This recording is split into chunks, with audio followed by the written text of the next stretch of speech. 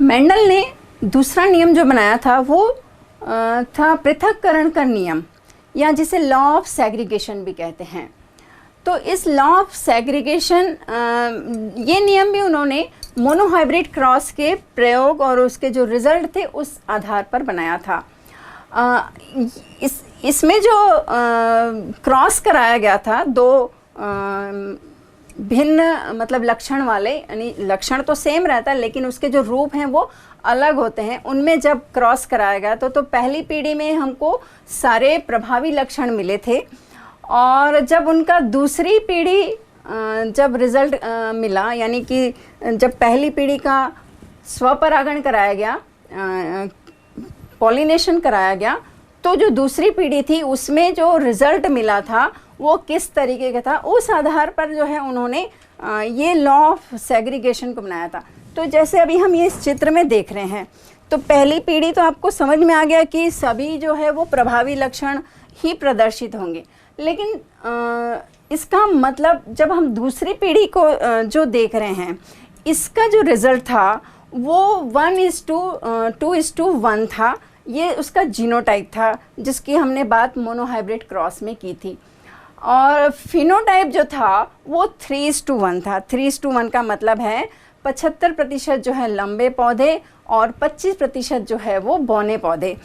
अब इसका मतलब क्या है कि 25% जो बौने पौधे हैं, यानी ये रिसेसिव कैरेक्टर है, वो कहाँ से आया, तो इसको समझने की बात है।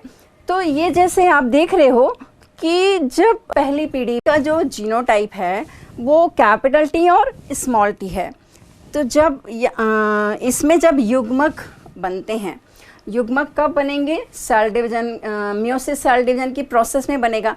तो इसमें ये गैमेट्स जो हैं वो आप देख रहे हो कैपिटल टी और स्मॉल टी, ये दो तरीके गैमेट बने। और ऐसे ही आप उधर भी देख रहे हो कि क्योंकि इनमें सेल्फ पॉलिनेशन कराया जा रहा है, तो उसमें भी दो तरह का गैमेट बना है, एक कैपिटल टी है और दूसरा स्मॉल टी है। तो इस तरीके से ये गैमेट्स क्या हो गए हैं, अलग हो गए।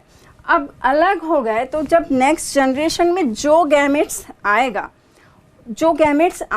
यानी जो कारक आएगा, उस आधार पर ही फिनोटाइप शो होगा। तो नीचे जैसे आप ये देख रहे हो कि कैपिटल टी स्मॉल टी और कैपिटल टी स्मॉल टी और स्मॉल टी, तो ये जो 3 का रेशियो था वो लंबे पन का गुण शो कर रहा था, यानी प्रभावी लक्षण।